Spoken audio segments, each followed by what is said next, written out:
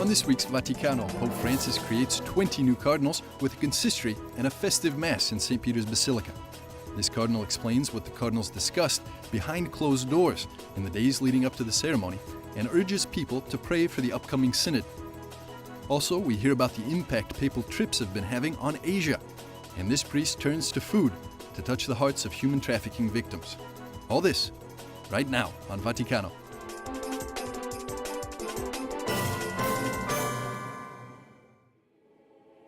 On Saturday, February 14th, Pope Francis created 20 new cardinals in St. Peter's Basilica. 15 of them are of voting age and are therefore eligible to participate in the next conclave. One wasn't able to make it due to his advanced age.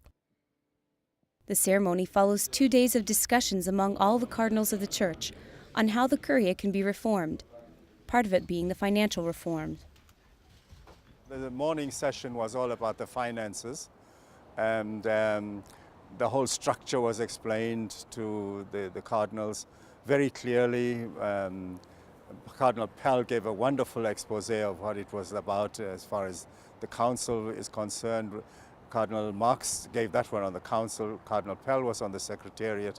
And then we had the two lay people giving the account, one on the IOR, very clear, Jean-Baptiste de François, very, very clear. And Joe Zara, of course, always the best, I think, on the whole thing from the point of view of what had to be done in order to bring us to where we are with regard to the reforms in the financial side of the Vatican. They all gathered to celebrate this Mass marking the end of several busy and festive days in the Vatican.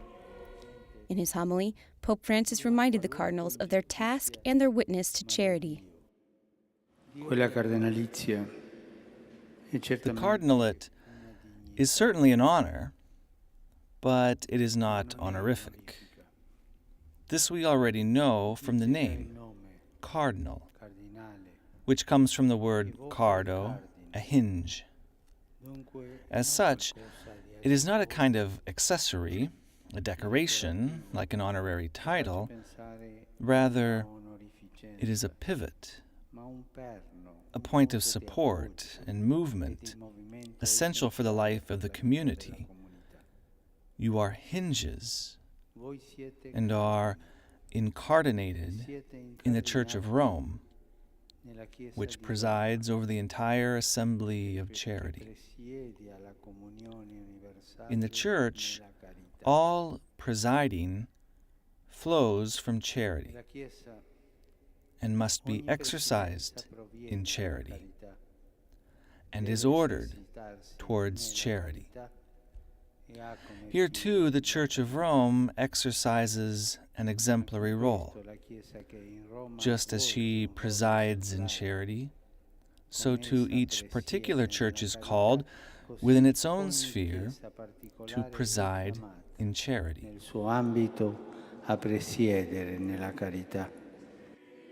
Pope Emeritus Benedict XVI, who personally knows many of those being received into the college, attended the consistory. The consistory is a wonderful moment of celebration. The cardinals were received by their brothers in the cardinalate, and faithful stood in long lines to take pictures, greet the newly created princes of the church, or receive a blessing. It was a unique moment, especially since most of the new cardinals come from countries that are considered global peripheries. Pope Francis is determined to address the Church with a more simple lifestyle, approachable, accessible, and merciful, and that challenges us all, faithful laity and clergy, and people of goodwill. We must be able to live our faith with this new style that makes the gospel more credible.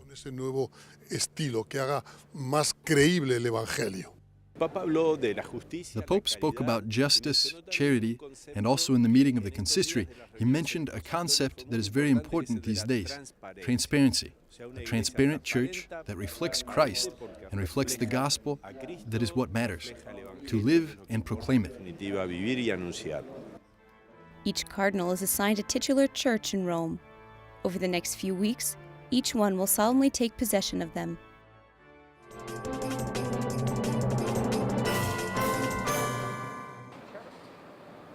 Archbishop of Durban and member of the Council for the Economy, Cardinal Napier was also appointed to be one of the presidents of the upcoming Synod. Preparations are already underway, and the African bishops present a clear program.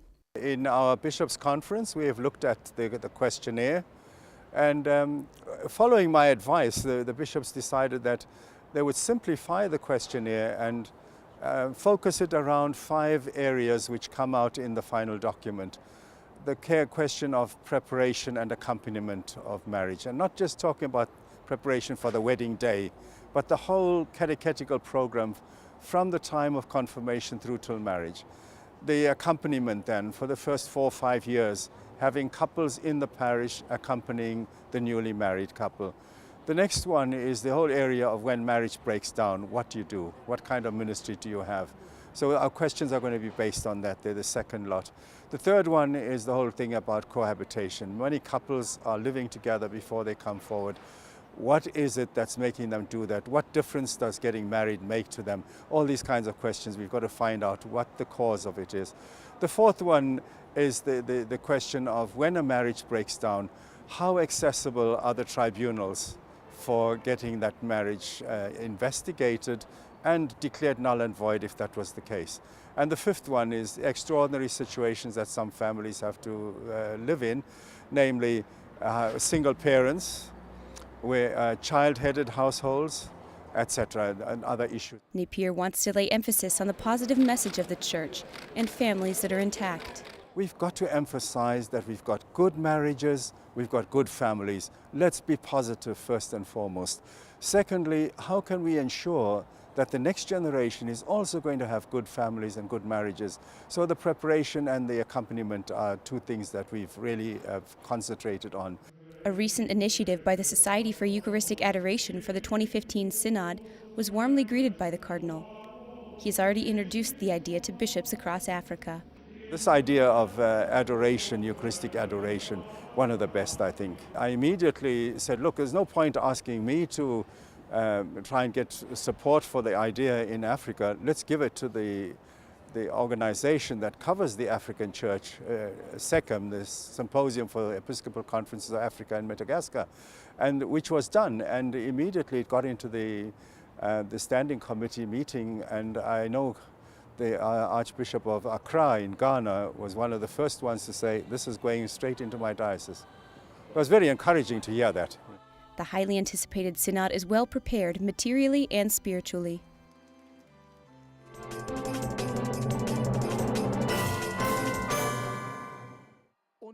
During his weekly general audience on a sunny day in St. Peter's Square, Pope Francis continued his series of catecheses on the family by speaking about the concept of brother and sister.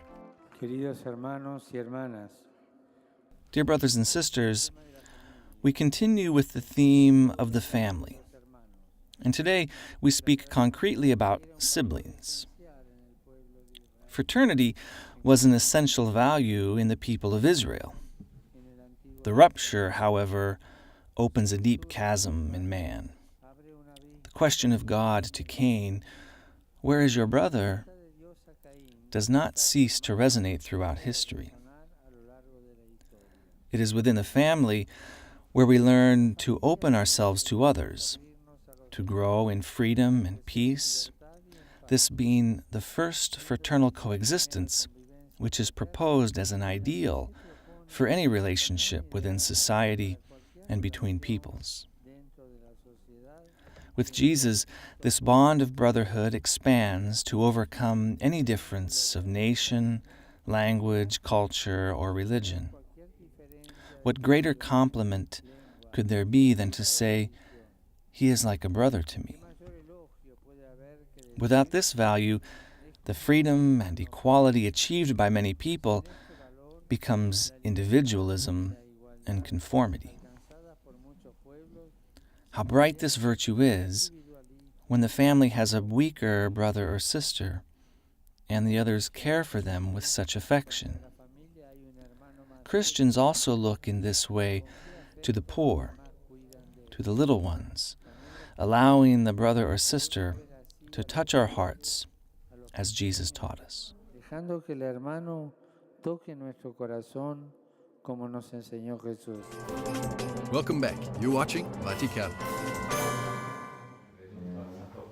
Besides the meetings of cardinals, Pope Francis had a full agenda. He received a delegation from the association Pro Petri Sede. The association unites the countries of Belgium, Netherlands, and Luxembourg to annually offer economic assistance for the needs of the Holy See. Pope Francis thanked them for their contributions. I express my gratitude for your dedication in the service of the poor.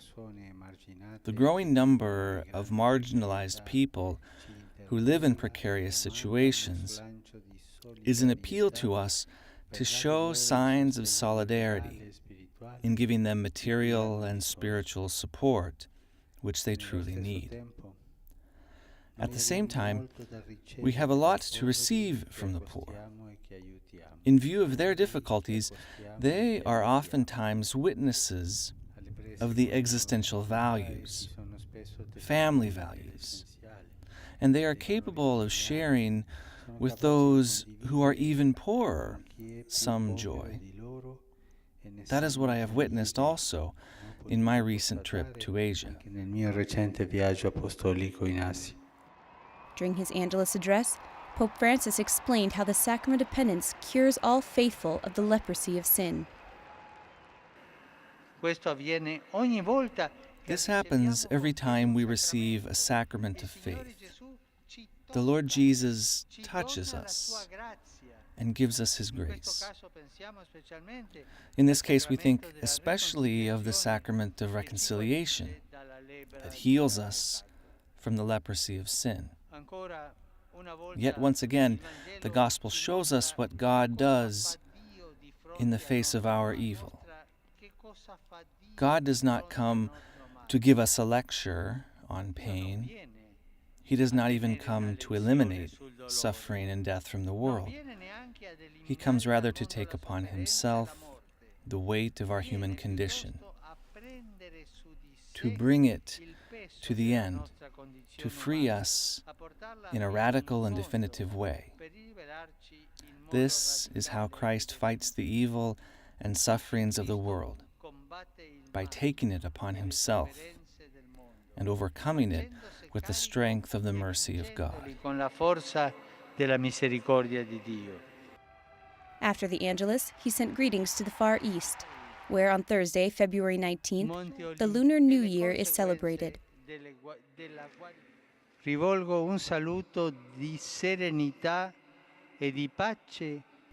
I send serene and peaceful wishes to all the men and women in the Far East and in various parts of the world who are preparing themselves to celebrate the Lunar New Year. These festivities offer them the happy occasion to rediscover and live brotherhood in an intense way. That is a precious link of family life and the foundation of social life. This annual return to the roots of the person and the family can help those peoples to build a society in which relationships marked by respect, justice, and charity are woven together. Improntate a rispetto, giustizia e carità. Pope Francis received the King of Tonga, Tupou VI, in audience. The Kingdom of Tonga is a Polynesian sovereign state, an archipelago comprising 176 islands with a surface area of about 750 square kilometers. 15% of the population is Catholic, amounting to roughly 16,000 people. The moderator of the General Assembly of the Church of Scotland was received by Pope Francis in audience. The Pope lamented the recent beheading of 21 Coptic Christians in Egypt. La sangre confiesa Cristo. Their blood confesses Christ. As we recall these brothers and sisters who died only because they confessed Christ, I ask that we encourage each other to go forward with this ecumenism which is giving us strength, the ecumenism of blood. The martyrs belong to all Christians. That ecumenism, said the Scottish moderator, is bringing Christians together. Back at home in Scotland, he said, things have changed drastically in the last 20 years. Scotland too has suffered in the past from a sectarian divide, and meetings like today marking our two churches talking to one another at a very significant level mean almost the end of that sectarian divide. I think that what I've discovered is that over the years ecumenical relations at the local level have improved beyond recognition. There's not very much appetite for ecumenical dialogue at institutional level. And I think we've got over our pursuit of the top-down processes. And now we're working from the bottom up, from the ground up. And so ministers and priests are getting to know one another better. They're telling their stories to one another and they're sharing their faith. And that's informing what we do at the level of the institution. And I've seen that change over the last 20 years.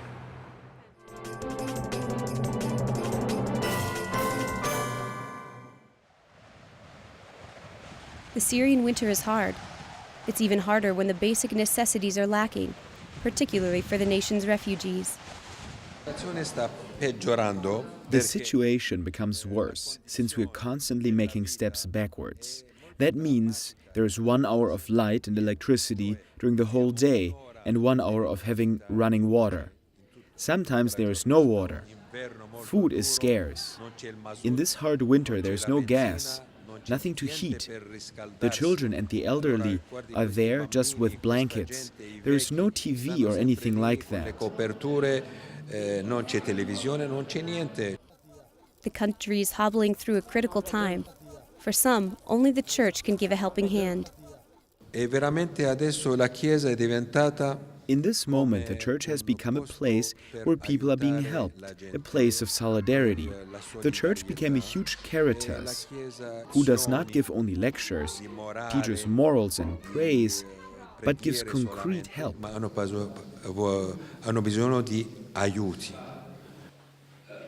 Archbishop Mariatti was in Rome for the theological dialogue with the Oriental Orthodox churches.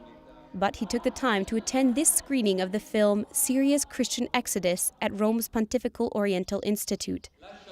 Church officials like him are also trying to be a bridge with the government and rebel groups in order to foster peaceful solutions for everybody, not without obstacles, to re-establish normal life.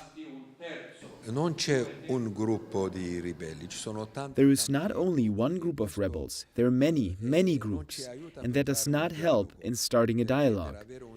To have a dialogue, there must be somebody to talk with.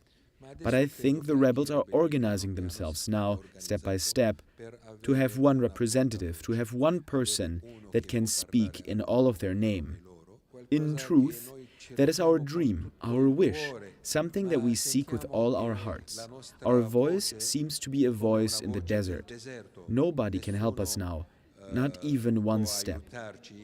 There are governments, great powers, who play their game. It is a question for them, the great powers. We can only step by step re-establish life there in this area.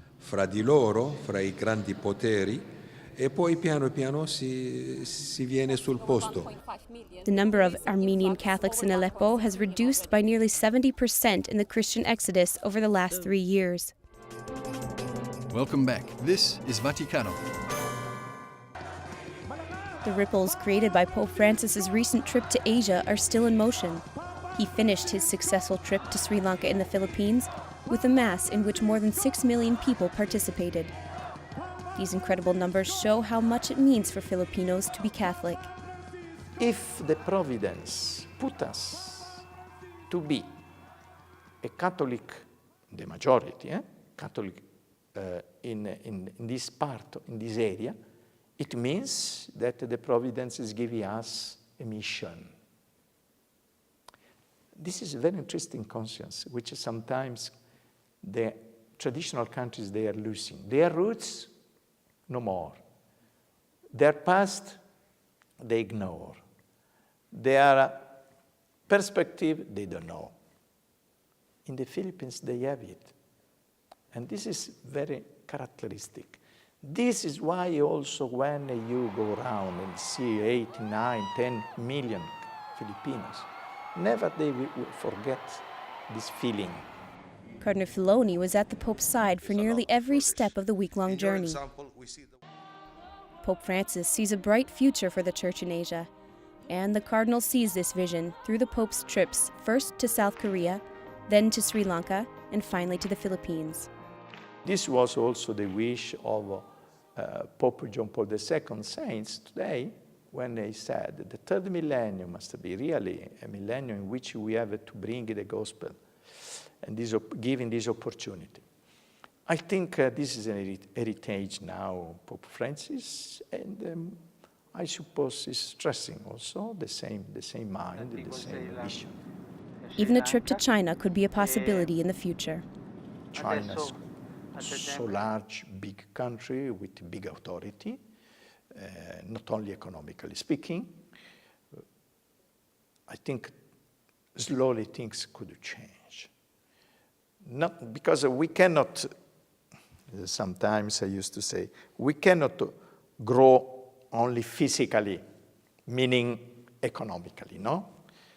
But in relationship, when you are growing also physically, your mind, your heart changed too, are changing. So it is necessary to have this relationship. Many aspects, when I was in Hong Kong for years now, more than 20 years ago, now changed already. And slowly I think it will improve.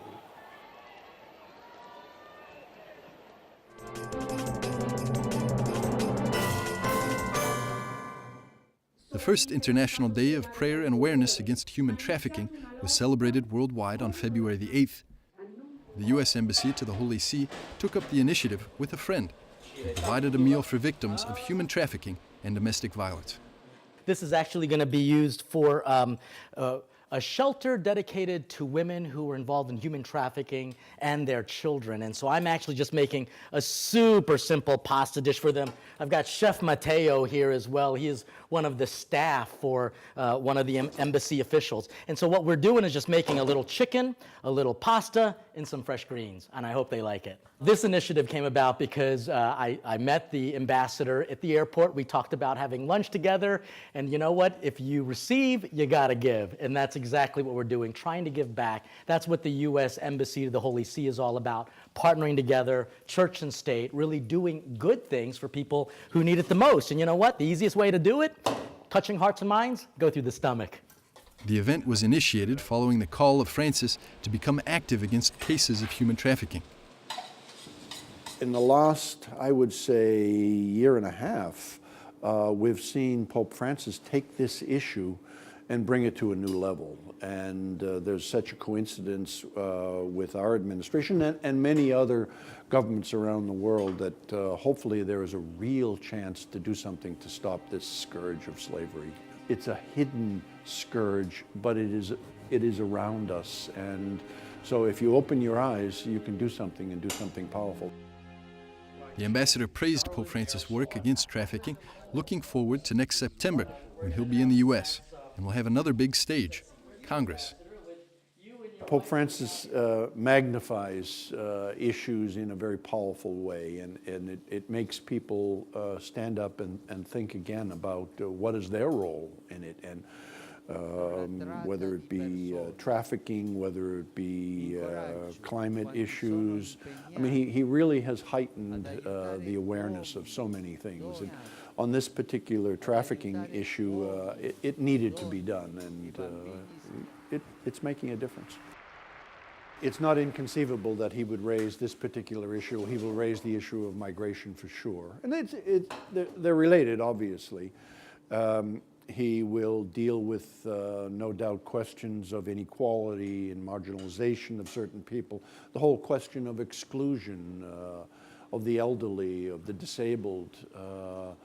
I think he will challenge our Congress and our nation to step up and bring the principles of the moral good to bear, and it's a responsibility, I think, that we as Americans have. Others have it as well, but we as Americans are blessed, and therefore we have to exert and share our blessings.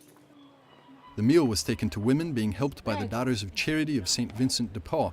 They've been working here in the center of Rome with women in difficulty and their children since the 1850s. More specifically, with trafficking victims for the last 2 decades. For us, the Pope's words about this were a reaffirmation of something that we have already been doing.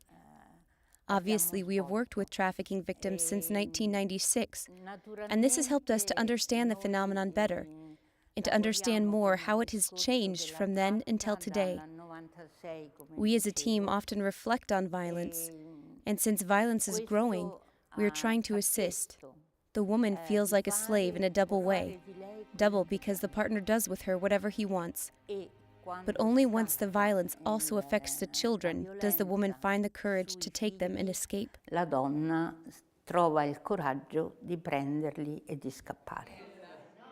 meal provided is warmly welcomed. The gesture is really important. We live with the fact that we receive a contribution from the city for every victim. But it does happen that we are left with 2 or 3 or 4 months without any extra money. The fact that Providence helps us is very important. A few ambassadors of charity don't hurt either.